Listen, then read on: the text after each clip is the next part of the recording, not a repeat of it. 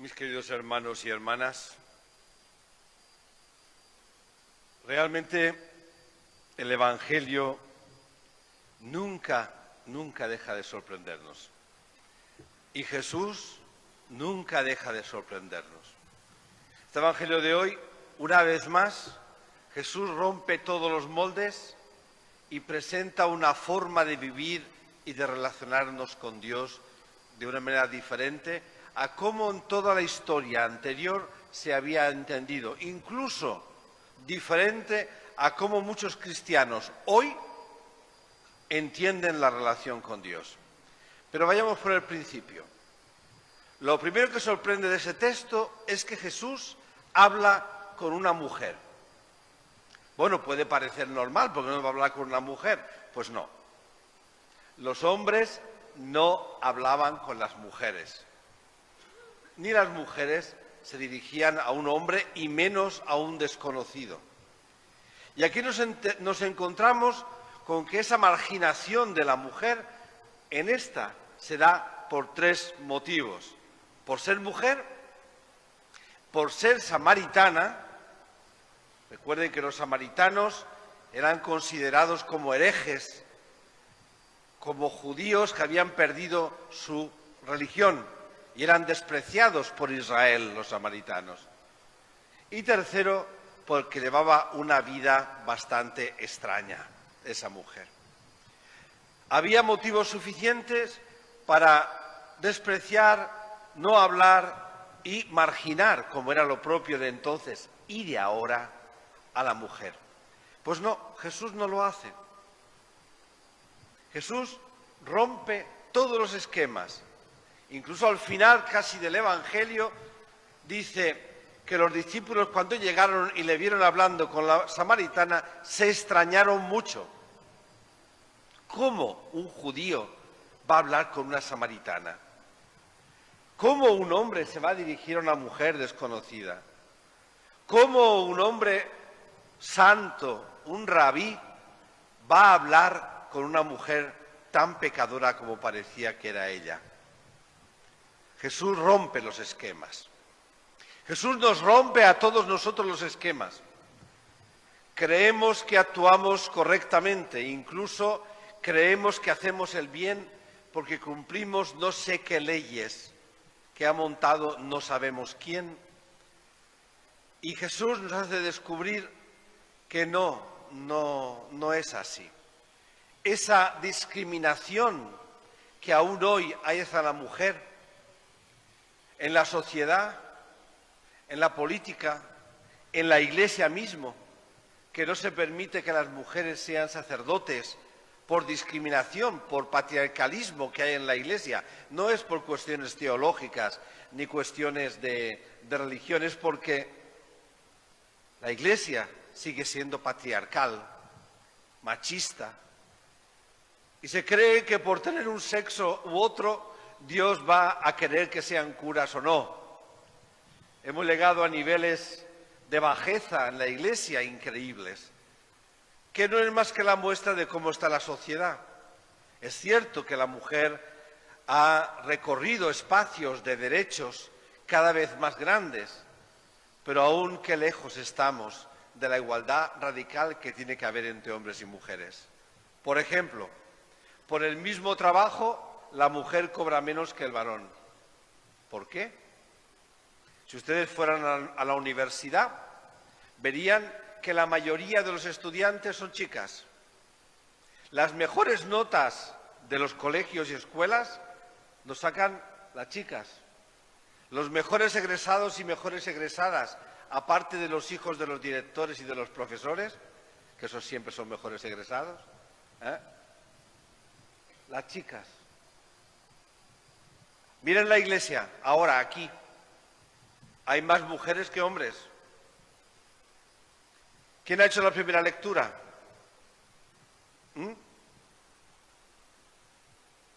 ¿Quién ha hecho la segunda lectura? ¿Quién ha hecho el Salmo? Ningún varón. Eso es discutible, y eso yo lo descubrí al poquito de estar en Paraguay, que si no fuera por la mujer, Paraguay no se sostendría. Es imposible. Tú ves una reunión de trabajo, ves una reunión en las escuelas o los colegios, ves un encuentro de capacitación en la parroquia y no hay varones.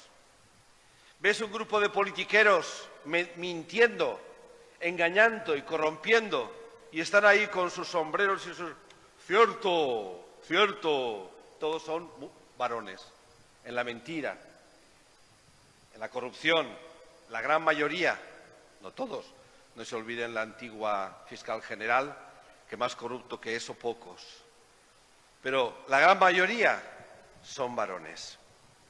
No es que yo quiera discriminar, por otro lado, ahora al sexo masculino, sino hacer ver cómo Dios nos rompe los esquemas y cómo Jesús nos dice, no señores, por mucho que se empeñen, la mujer no es menos que el varón, ni está sometida al varón, ni la mujer es propiedad del varón. ¿Por qué tantos feminicidios?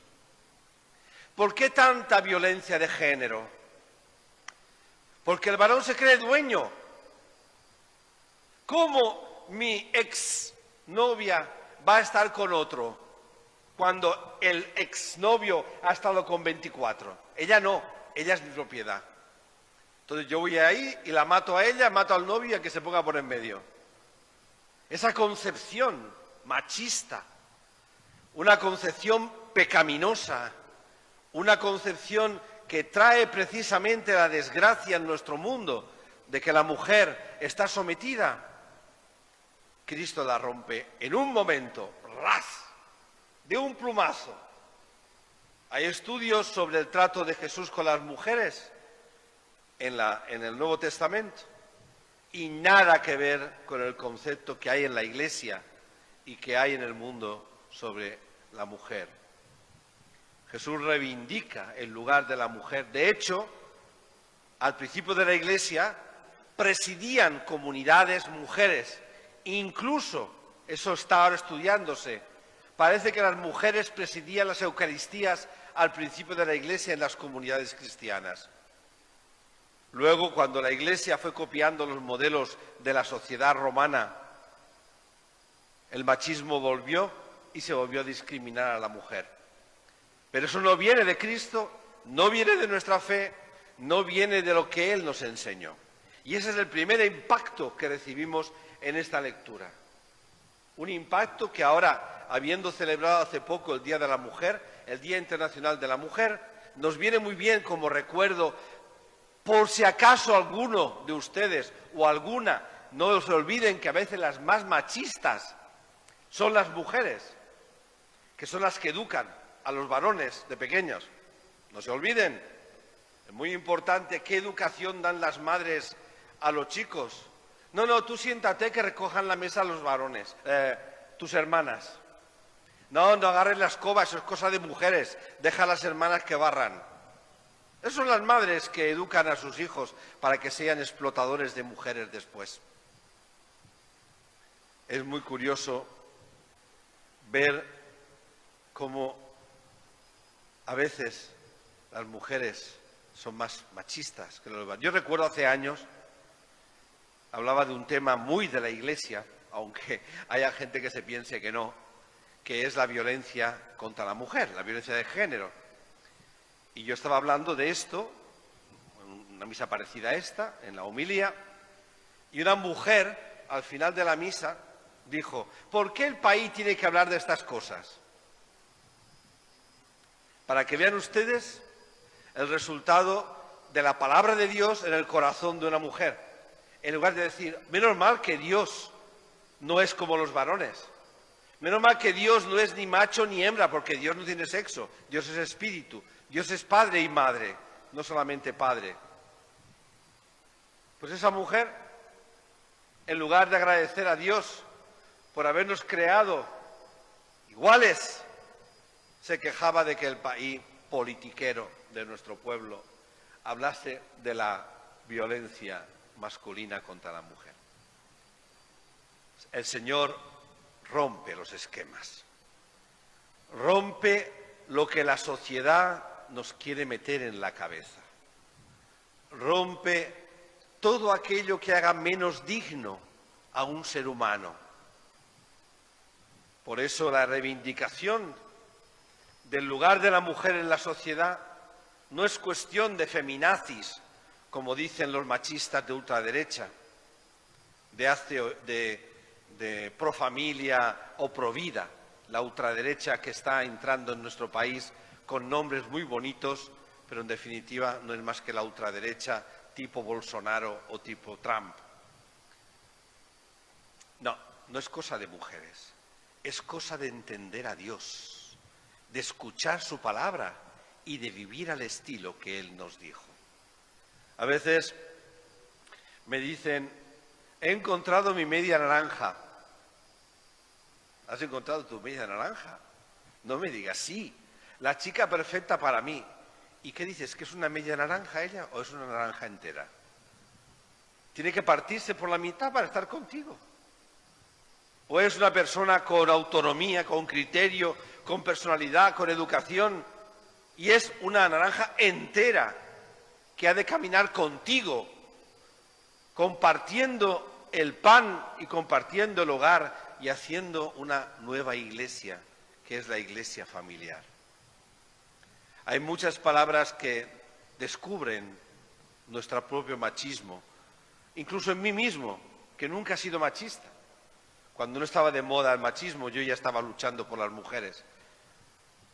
Pero sin querer, te sale eso que la sociedad te ha metido en la cabeza, en que quieres dar una imagen de que el dominio del patriarcal es lo importante. ¿Es lo único que nos dice hoy la lectura del Evangelio? No. Lo que ocurre es que al iniciar ya te desorienta. Ya te desorienta. Y vamos a entrar en una otra parte, no puedo entrar en toda la lectura, que es el final.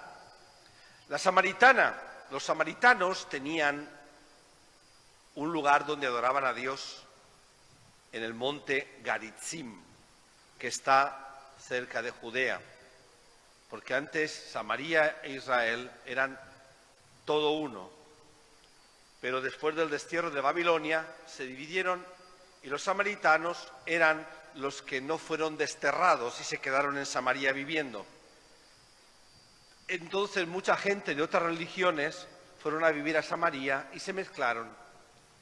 Y entonces en Samaria juntaron la adoración a Yahvé con la adoración a algunos dioses que trajeron los extranjeros. Por eso los judíos no los podían ni ver a los samaritanos. Y ellos tenían la adoración a su Dios, a Dios, lo tenían en el monte Garitzim. Y los judíos lo tenían en el templo de Jerusalén. La samaritana, con muy buen criterio, muy buena pregunta, se nota que no era de confirmación, muy buena pregunta, dice, ¿dónde hemos de adorar a Dios? Porque los judíos dicen que en Jerusalén, nosotros que en el monte Garitzim, ¿dónde? Yo me imagino a Jesús que se quedó mirándola así. Realmente yo presumo de tener mucha paciencia en San Roque. Es una virtud que yo pensaba que no tenía, la paciencia, pero aquí descubrí en San Roque que sí, que Dios me la había dado. Pues Jesús, supongo que miró a la samaritana y le dijo, mira, hija mía, a Dios llegará un día que no se le va a adorar ni en el monte Garitzim ni en Jerusalén, porque a Dios no se le adora en sitios. Dios se le adora en espíritu y en verdad.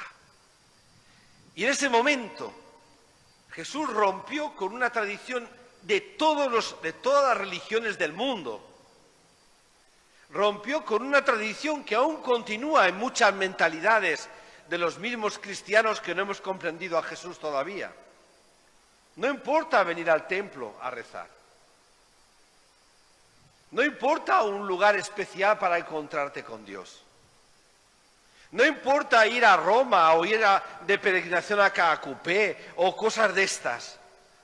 Porque a Dios se le adora en espíritu y en verdad. Desde dentro, no desde fuera. Los árabes, el Islam, tienen que ir una vez en la vida a la Meca. ¿Saben eso, verdad? Los árabes tienen como ley que una vez en la vida por lo menos tienen que peregrinar en la Meca. Los judíos, en su oración cada año por Pascua, dicen el año que viene en Jerusalén. Muchos no van, no pueden ir porque... Pero está ese deseo de ir a Jerusalén. Los cristianos, ¿dónde vamos a ir? No tenemos para ir.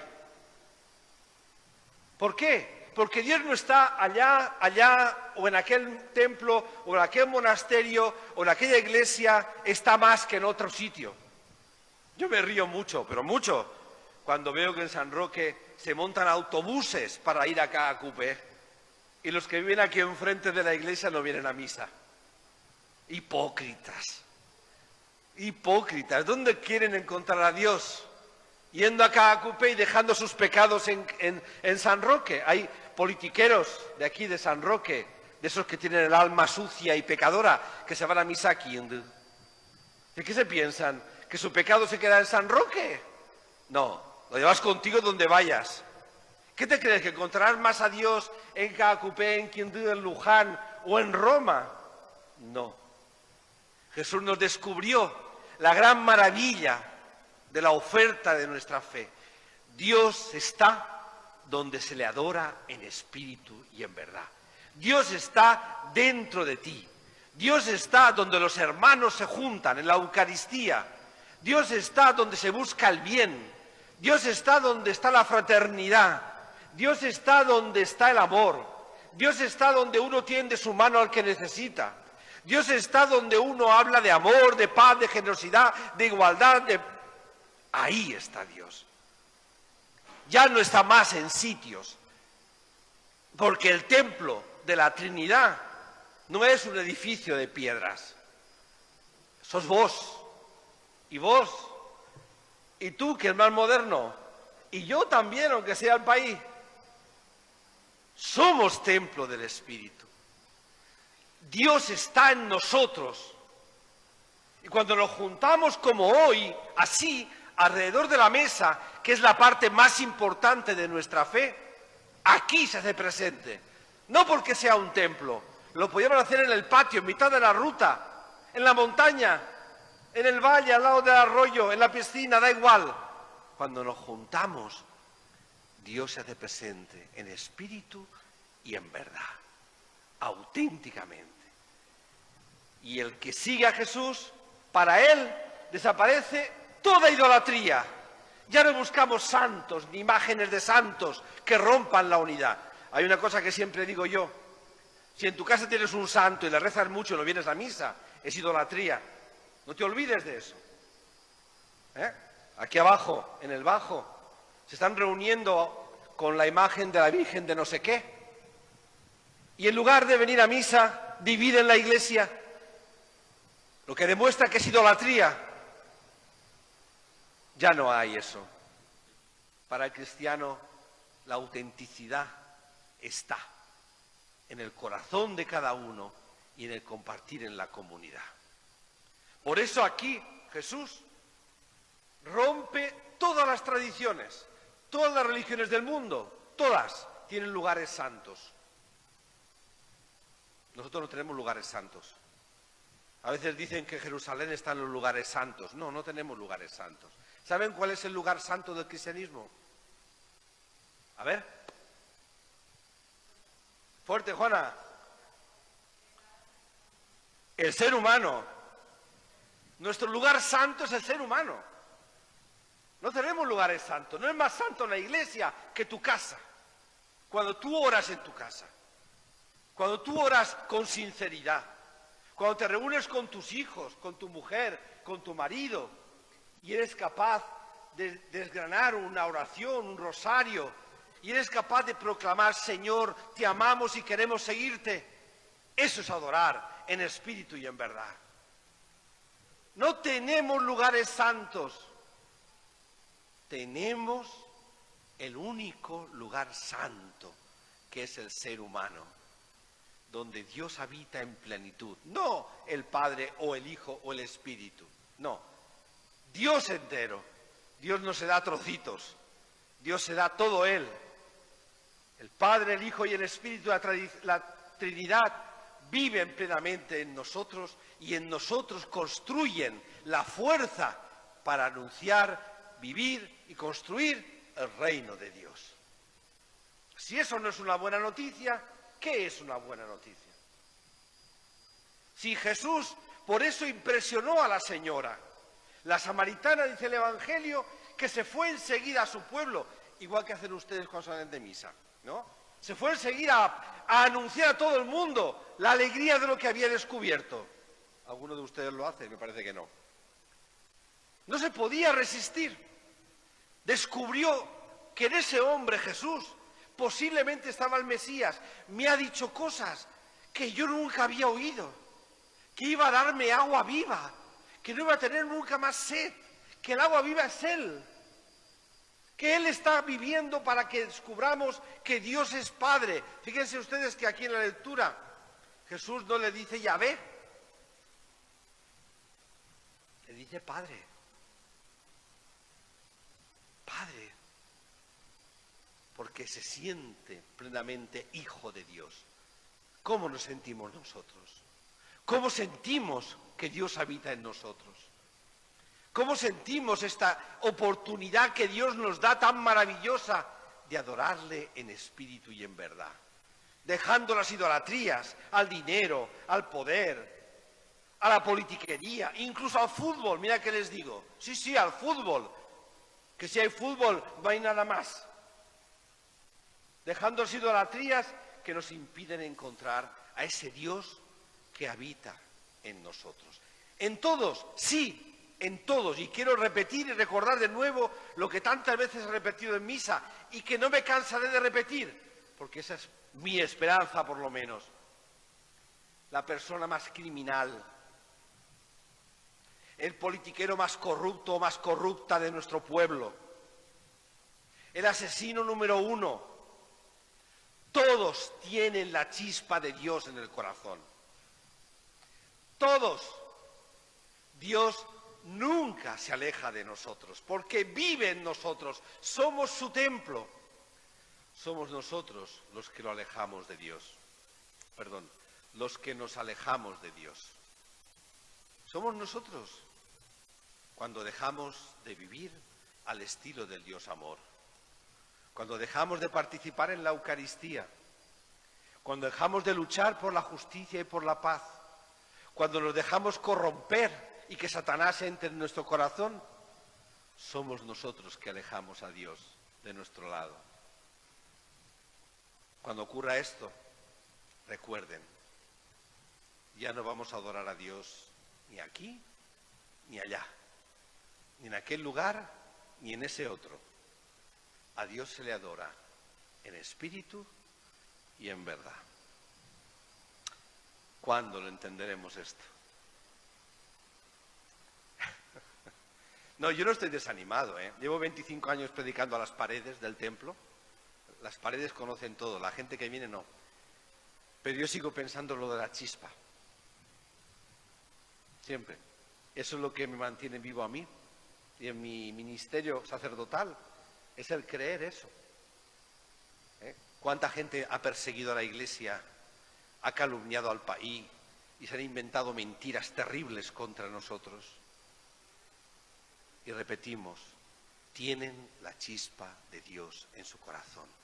A lo mejor algún día descubrirán esa chispa y dejarán que queme su corazón y descubrirán que Dios habita en ellos para vivir al estilo de ese Dios que es Padre y Madre, al estilo del Dios amor. Que sea así.